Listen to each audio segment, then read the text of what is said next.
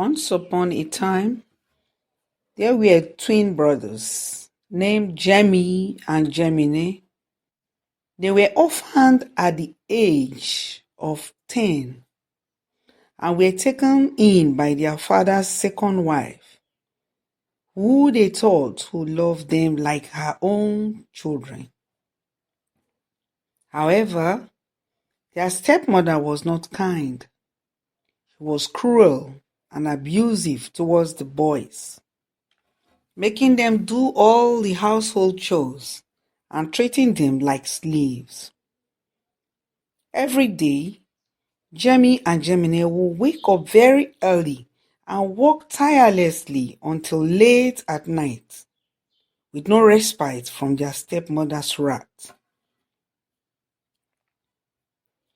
They were beaten and berated for the slightest mistake. Their stepmother would often withhold food as punishment. The boys lived in constant fear and misery, wondering why they had to suffer so much. They could still remember the day their mother was dying. She had held their hands and looked into their eyes and said, "Sons, if anything happened to me and I am no more, please go to your father's second wife's place. She will take good care of you, like I will do since your father is also no more."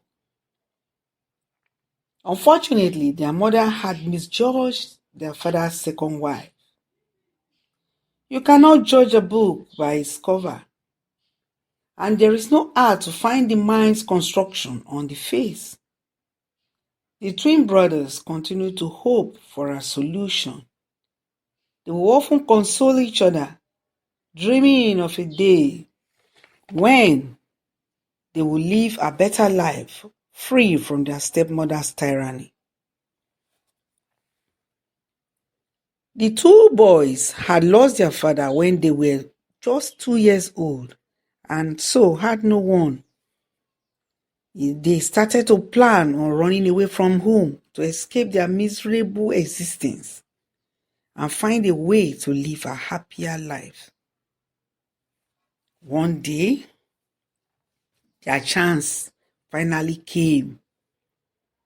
Their stepmother left with her children to visit a relative in another town, leaving the boys alone in the house.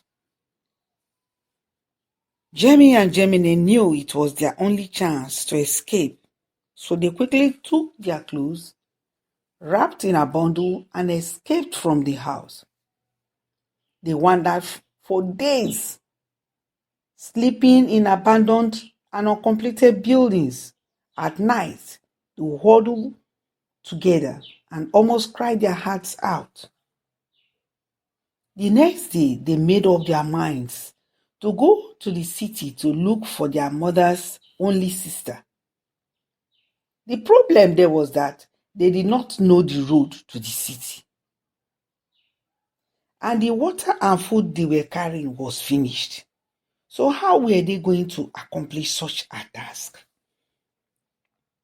They kept on planning. The next morning, they went to the nearby trees where mangoes were growing, where mango fruits were, and picked some mangoes from the ground that had fallen and decided to sell them so that they could raise money to board vehicles going to the city. They did not even know the address. But no one bought the mangoes because they had not been washed.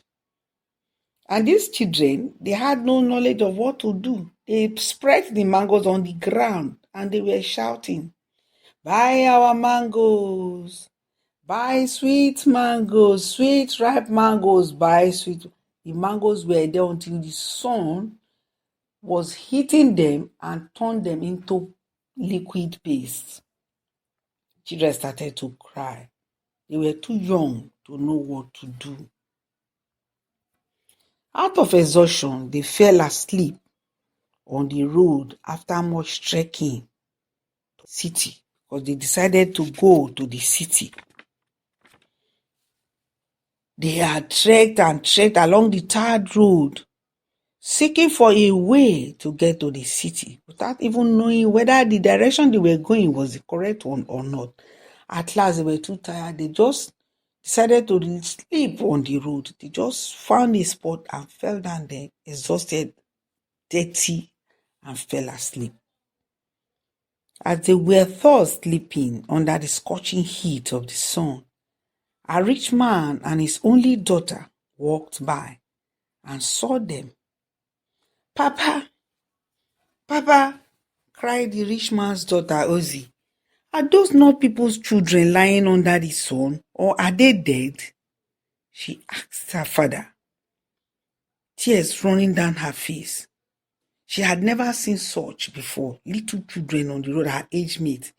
The rich man quickly ran to check the boys as they lay on the ground. Thankfully, they were still breathing. He carried them to his house and cleaned them up. He gave them food, and when they were strong enough, asked them what had happened to them. The two boys narrated their ordeal to Ozzy's father, the rich man, and he was shocked. He had lost his wife when she gave birth to their only child, Ozzy, and now he had only Ozzy as his child.